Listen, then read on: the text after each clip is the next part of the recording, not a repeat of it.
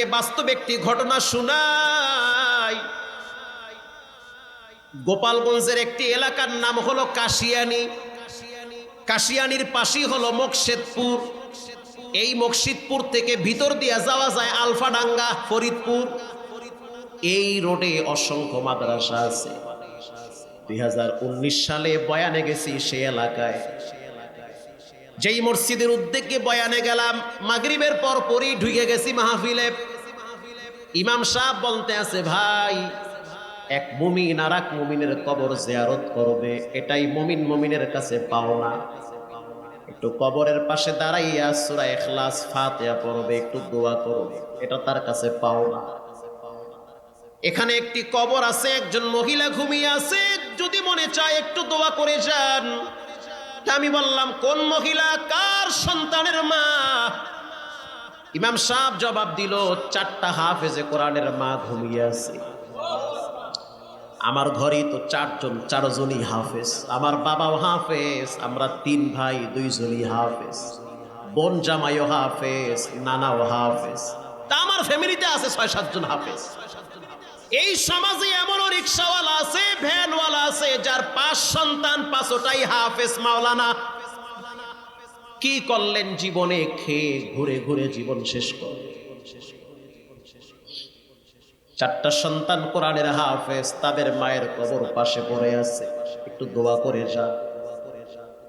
আশ্চর্য হয়ে যাবেন, যখন কোন আল্লাহওয়ালা নেককার মানুষের কবরের পাশে দাঁড়াবেন, তখন মনে হবে কলিজার ভিতরে আলাদা জগতের একটা শান্তি। এটা আপনার দিল প্রশান্ত করবে, কারণ এটা আল্লাহর প্রদত্ত প্রশান্ত বাতাস। কবরের পাশে দাঁড়াইলাম, ইমাম সাহেব সহ দোয়া করলাম। ইমাম সাহেবের বাড়ি টেকেরহাটে। দোয়া শেষ হওয়ার পর মসজিদে ওনার রুমে বসে দীর্ঘ সময় গল্প করছি। উনি কথা বলতে বলতে এক পর্যায়ে আবেগে আপ্লুত হয়ে গেছে, চোখের পানি ঝরতেছে। মুরব্বী মানুষ, তিনি বলতে আছে, বাবা এই যে কবরটা জিয়ারত করলেন, 4টা মায়ের, 4টা সন্তানের হাফেজের মা ঘুমিয়ে আছে, 4 হাফেজের মা শুয়ে আছে। এই 4টা সন্তান আমার চোখের সামনে বড় হয়েছে। এই মহিলাটার স্বামী কয়েক বছর আগে দুনিয়ার থেকে বিদায় হয়ে গেছে। বিদায় হওয়ার সময় 4টা সন্তান তখন চট্টগ্রামে মাদ্রাসায় পড়তো। বিদায় হওয়ার পরে ক্যান্সারে আক্রান্ত হয়ে কবরে চলে গেছে। এখন মহিলা বিধবা মানুষ কিভাবে এত বড় সংসার চালাবে? এই যে বাজারটা দেখতেছেন, প্রত্যেকটা দোকানে ফজরের নামাজের আগে আগে কলস ভরে ভরে পানি পৌঁছায়া দিত। ওই পানি দেওয়ার কারণে 2 টাকা 5 টাকা দিত। ওই টাকাগুলা জমা করে করে সন্তানের জন্য পাঠাইতো। আল্লাহর কি ফয়সালা, কিছুদিন পর এই মহিলাটাও দুনিয়ার থেকে বিদায় হওয়ার পালা হয়ে গেছে। অসুস্থ হয়ে বিছানায় পড়ে আছে। মৃত্যুর আগ মুহূর্তে, বক্স ঘুরে দেন আমার দিকে, মৃত্যুর আগ মুহূর্তে অসুস্থ হয়ে গেল মহিলাটা। অসুস্থ হয়ে যখন বিছানায় পড়ে গেছে, ইমাম সাহেবকে সংবাদ দিয়ে বলল, আমার সন্তানগুলাকে একটু আমাকে দেখতে এসে বলেন। 4 সন্তান যখন বাড়িতে আসছি, বাড়িতে আসার পর তাকায় দেখতে আছে মা চাটাইয়ের বিছানায় শুয়ে আছি।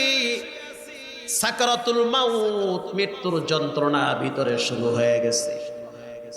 মরণের যন্ত্রণা বড় কঠিন যন্ত্রণা। একটা পাখিকেও যদি আপনি চিপ দেন, দেখবেন জিহ্বা বের হয়ে যাবে।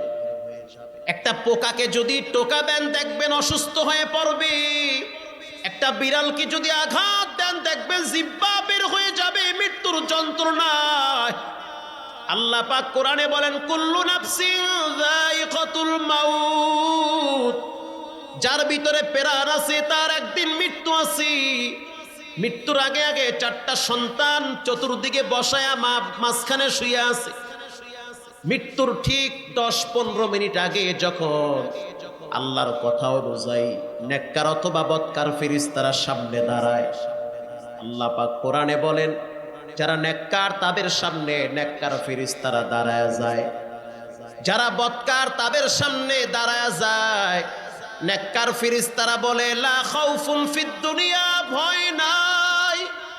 শীতের ভিতরে ঠান্ডা পানি দিয়া উযু বানাইয়া মসজিদে গিয়া বলছো সুবহান রাব্বিয়াল আ'লা। ভয় নাই, টেনশন নাই। আর বদকার যেই ফেরেশতারা তারা দাঁড়াইয়া বলে খবিস, আল্লাহর দেওয়া বাতাস খাইয়া বড় হইলি, আল্লাহর দেওয়া নদীর মাছ, আল্লাহর দেওয়া গাছের ফল, আল্লাহর দেওয়া শাকসবজি, আল্লাহর দেওয়া অক্সিজেন নিয়া সারলি, নামাজ পড়লি না, কোরআন পড়লি না, ইসলাম বুঝলি না, রেডি হ। আল্লাহু আকবার। মৃত্যুর আগ মুহূর্তে সামনে দাঁড়ায় যায়, এরপরে নেককার ফেরেশতারা নেওয়ার জন্য আসে অথবা বদকার ফেরেশতারা নেওয়ার জন্য আসে। এবার ওই মহিলাটা বড় সন্তানের নাম ছিল আব্দুস সালাম, ডেকে বলল ও সন্তান, মাথার কিনারায় বসে তুমি একটু জিহ্বা লড়াইয়া সূরা ইয়াসিন তেলাওয়াত করো। বড় সন্তান সূরা ইয়াসিন তেলাওয়াত মাত্র 3 মুবিন করেছে। মায়ের ভিতরে খবর হয়ে গেছে সময় বুঝি বেশি নাই। মেজ সন্তানকে বলল বাবারে সূরা ওয়াকিয়া একটু তেলাওয়াত কইরা শোনা। 3-4টা আয়াত পড়ার পর এবার ছোট সন্তান যখন দেখলো পায়ের কিনারায় বসে বসে কাঁদতেছে, মা ডেকে বলতে আছে সন্তান সূরা মুলুক তেলাওয়াত করে একটু শোনাও। আলেমদের জবানে শুনছি কেউ যদি সূরা মুলুক ইশারের নামাজের পর তেলাওয়াত করে আল্লাহ পাক তার কবরে নূরের বাতি জ্বালায় দিবে। এজন্য সূরা মুলুকের বড় দাম। একটু তেলাওয়াত করে আবার সূরা মুলুকটা তেলাওয়াত করা অবস্থায় মা বলতেছে সামনের জায়গাটা একটু ছেড়ে দাও। বুঝতে আর বাকি নাই, কেউ হয়তো আসতেছে। বড় সন্তান বলে মা তুমি কালেমা পড়ো, বলে বলতে হবে না, আমার ভিতরে চালু হয়ে গেছে। কিছুক্ষণ পরে মা ডান দিকে মাথা ভিড়ায়া কালেমা পড়তে পড়তে শেষ নিঃশ্বাস ত্যাগ করেছে। মৃত্যু হওয়ার পরে এবার সন্তানরা যখন মাকে জানাজার জন্য প্রস্তুতি করল, ইমাম সাহেব বলল আমি সামনের কাতারে দাঁড়ায় ছিলাম। 4টা সন্তান সামনের কাতারে দাঁড়ায় ছিল। বড় বড় মাদ্রাসার মুহাদ্দিস সাহেবের আমার ছিল। বড় সন্তান মিশকাতে পরে আর 1 বছর পর মাওলানা হয়ে যাবে। বড় সন্তানকে বলা হইল জানাজা তুমি পড়াও। বড় সন্তান জবাব দেয় আমার আমল দুর্বল, আমি পড়াইতে পারবো না, আমার ছোট ভাইটাকে অনুমতি দাও। আমাদের এই 4টা ভাইয়ের ভিতরে ছোট ভাইটার আমল বড় ভালো, ওকে একটু জানাজা পড়াইতে বলেন। ছোট ভাই বলল হবে না, জানাজা আপনি ভাই পড়াবেন, আপনি বড়, আপনি হকদার বেশি। বড় ভাই জানাজা পড়াইতে গিয়া প্রথম তাকবীর দিয়ে একটা চিৎকার মেরে বেহুশ হয়ে গেছে। দ্বিতীয় তাকবীরের আগে আগে এলোমেলো হয়ে গেল, মাথায় পানি দিয়ে সুস্থ করে আবার যখন দাঁড় করায় দেওয়া হলো, জানাজা শেষ হওয়ার পরে লাশ নিয়ে যখন কবরের দিকে রওনা হয়, 4টা সন্তান বলল কেউ কবরে নামবেন না, মায়ের লাশটা আমাদের কোলে দেন। মায়ের লাশ কোলে নিয়ে এবার সন্তান যখন নিচে নামলো, ছোট সন্তানটা আবেগে আপ্লুত হইয়া বলে আল্লাহ, এটা এমন একটা জায়গায় মাকে রাখতেছি, ডানে বামে মাটি, সামনে পিছনে মাটি, অন্ধকার ঘর, শাস্তি দিয়েন না রে আল্লাহ। কারণ নবীর জবানে শুনছি কেউ যদি গুনার ময়লা নিয়ে কবরে যায়, ওই কবরের 2 পাশের মাটি এমন জোরে চাপ দেয়, কবরের মাটির চাপের কারণে হাড্ডিগুলো ভেঙ্গে চুরমার হয়। অতএব মাটি মাকে চাপ দিবা না, কারণ এই মহিলাটার পেটে আমি লম্বা টাইম ছিলাম।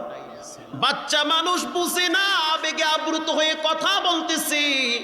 ইমাম সাহেব বলে আমরা কয়েকজন বলে টাইনা উঠাইছি, লাশ দাফন হয়ে গেছে। বাড়ির পাশে মসজিদ, 4টা সন্তান মসজিদে গেল, তাও ফজরের আজানের আগে, তাহাজ্জুদের টাইমে, নামাজের সময়, ফজরের নামাজের আগ মুহূর্তে সবাই নামাজ পড়ে যখন বাড়িতে যাচ্ছে, ইমাম সাহেব বলে আমি তাকাইয়া দেখতেছি ছোট বাচ্চাটা মায়ের কবরের কিনারায় গিয়ে হাঁটু গেড়ে বসে পড়ছি, আর বলতে আছে মা এমন এতিম বানাইলা, লম্বা টাইম তোমার পেটে ছিলাম, পা দিয়া লাথি মারছি, হাত দিয়া ঘুষা মারছি, নিজে না খাইয়া মুখে খাবার তুলে দিয়েছো গো মা, নিজে কষ্ট করে জীবন পার করেছো, তোমার জন্য কিছুই করতে পারি না। কবরের কিনারায় বসে বাচ্চা চোখের পানি ছেড়ে দিয়া বলে, আল্লাহ যত কষ্ট আমাকে দাও, মাকে কষ্ট দিও না। এই পৃথিবীর ভিতরে এমন একজন মহিলা পাবা না যে তোমার জন্য রাত জেগে জেগে অপেক্ষায় থাকবে। এমন একজন মহিলা পাবা না যে তোমার জন্য তাহাজ্জুদ পড়ে যায় নামাজে চোখের পানি ঝরাবে। ছোটবেলায় তোমার কেউ ছিল না, তোমার আপন বলতে তোমার মার বাবা, যেই মা নিজে না খাইয়া তোমারে খাওয়াইছি। আজ ওই মার অবস্থা এত করুণ যে মাত্র 5টা কাপড় পেঁচাইয়া কবরে ফেলাইয়া রাখলেন। ও মুসলমান, আল্লাহর গোলাম, এজন্য মায়ের কবরের কিনারায় মাঝে মাঝে একটু দাঁড়ান। আর যারা মুরব্বী আছেন, সন্তান গুলারে দিনদার বানান। এখানে এমনও সন্তান আছে যারা ঘরে গিয়া দেখবে মায়ের বিছানা খালি, যেই বিছানায় মা ঘুমাইতো সেই বিছানাটা পড়ে আছে। এমনও সন্তান আছে ঘরে গিয়া দেখবে বাবার সেই চশমাটা পরে আছে, যেই চশমা বাবা এক চোখে লাগাইয়া কোরআন শরীফ জিব্বা লড়ায়া লড়ায়া পড়তো। আজকে বাড়ির পিছনে বাঁশ বাগানে অসহায়ের মতো গর্তের ভিতরে পড়ে আছি।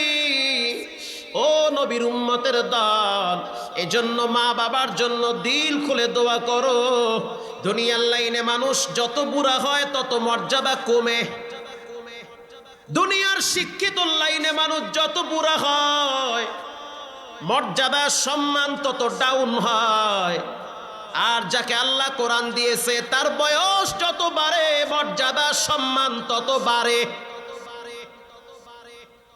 বুড়া হয়ে গেছে হুজুর, মানুষ মুসাফা করার জন্য সিরিয়াল ধরে। পৃথিবীতে একজন আলেম দেখি নাই, একজন শাইখুল হাদিস দেখি নাই যে বুড়া হয়ে গেছে তার খোঁজ খবর কেউ নেয় না, বরং তার জুতা মুছার জন্য হাজার হাজার ছাত্ররা নিয়ামত মনে করে। নিয়ামত মনে করে। এয়ারপোর্টে গিয়া দেখি কত এমপি মন্ত্রী হইয়া রয়েছে, কেউ জিগায়ও না। কি লেগে জিগায় না? কয় সাবেক। একজন রে কয়, এয়ারপোর্টের এক ক্লিনার রে কয় যে 1 কাপ চা এনে দাও। লইয়া লইয়া খান আপনি, আপনি আইনা লইতে পারেন না? আর একজনে কয়, বেটা বেটা তো এমপি ছিল আগে। দূরও বেটা সাবেক এমপি, ওই টাইম আছে এখন। ঠিক না বেঠি? সাবেক মানে ভ্যালু নয়। কত এমপি মন্ত্রী ক্ষমতার চেহারা নাই, কেউ জিগায় না, বরং রিক্সাওয়ালারাও নিতে চায় না, কারণ আগে তো অনেক জুলুম করছে। মরলেও ইন্নানিল্লাহ পড়তে চায় না। কেন চায় না? কারণ কোরআনওয়ালাদের সাথে বেয়াদবি করেছে। ও মরছে ভালো হয়েছে, আরো আগে মরা উচিত ছিল। কথা কন না কা? এটাই। কি জীবন গঠন করলারে যুবক! তোমার মৃত্যুর পর মানুষ কয় আলহামদুলিল্লাহ। কেন এমন জীবন গঠন করবা?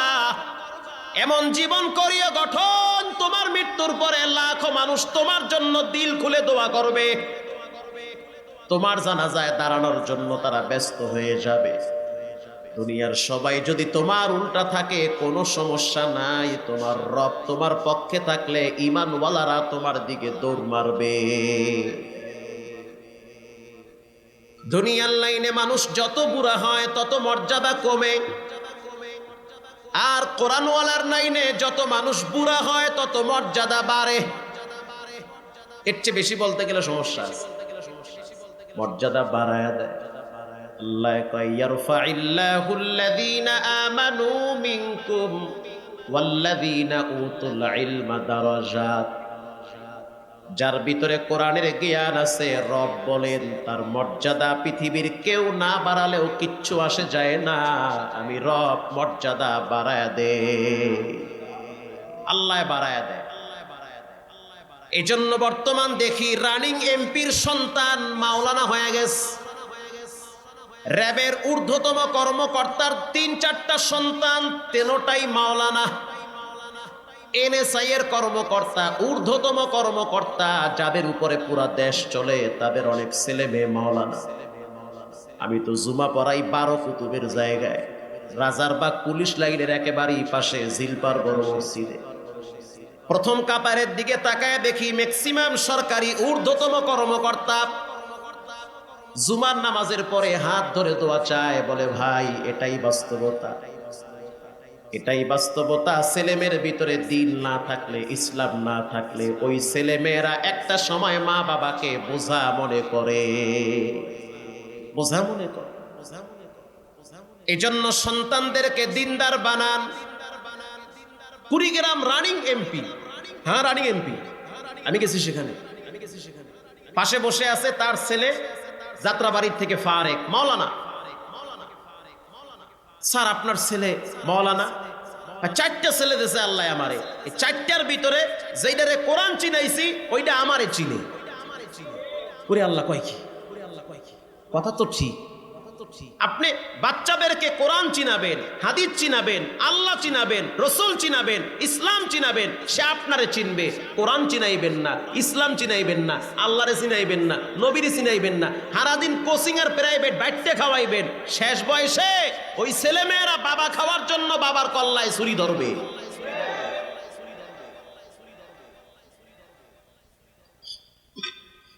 এজন্য রব্বুল আলামিন বলেন শ্রেষ্ঠ গ্রন্থের নাম হলো কোরআন। তাবারাকা বিল কুরআন ফাইন্না কালামুল্লাহি আখরাজা মিন। কোরআনের সাথে সম্পর্ক রাখো, কোরআনের দিকে তাকাও, কোরআনটারে বুকে লাগাও, কোরআনওয়ালাদের সাথে সম্পর্ক ভালো রাখো। দল যদি করতে মনে চায় তো কোরআনওয়ালাদের দল করো, যেই দল চায় দেশের ভিতরে আল্লাহর হুকুম কায়েম করতে, এমন দল করো, বললেও দোয়া বাবা। এমন দল করিও না যেই দল নাস্তিক্য মতবাদ প্রতিষ্ঠা করতে চায়। এই দল তোমার দুনিয়া আখিরাতে কল্যাণ বয়ে আনবে না। কারণ সারা পৃথিবীতে আল্লাহর হিসাবে দল হবে দুইটা, হিজবুল্লাহ আর একটা হলো হিজবুশ শয়তান। একটা হলো শয়তানের দল আর একটা হলো আল্লাহর দল।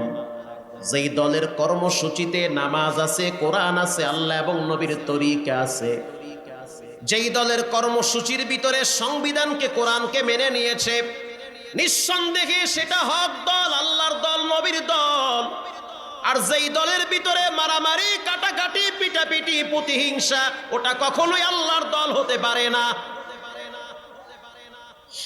পাঁচজনে মিলে একজন রিফিটায়, একটা কুকুর আর একটা কুকুরের কাছে নিরাপদ থাকে, বাট একটা মানুষ আর একটা মানুষের কাছে নিরাপদ থাকে না। থাকে না নিরাপদ। 20 জনে মিলে একজন রিফিটায়, এত কয় আমি কোনো দল করি না, দাঁড়িয়েছে এর লিগে ফিডে, কথা কন না কা, তো জঙ্গি। আর বাকি 30 জন দাঁড়ায় দাঁড়ায় ভিডিও করে। তোমরা 30 জন যদি হাত বাড়ায় দাও, এই মিয়ারা তোমরা কেন তার উপরে আঘাত করো? এই সন্ত্রাসীদের শক্তি নাই দ্বিতীয়বার আঘাত করা। কিন্তু আপনি দাঁড়ায় দাঁড়ায় তামসা দেখেন, অপেক্ষায় থাকেন। একটা টাইম এমন হবে আপনার ঘরেও এর চেয়ে ভয়াবহ জুলুম হবে, আশেপাশের মানুষ দাঁড়ায় দাঁড়ায় তামাশা দেখবে।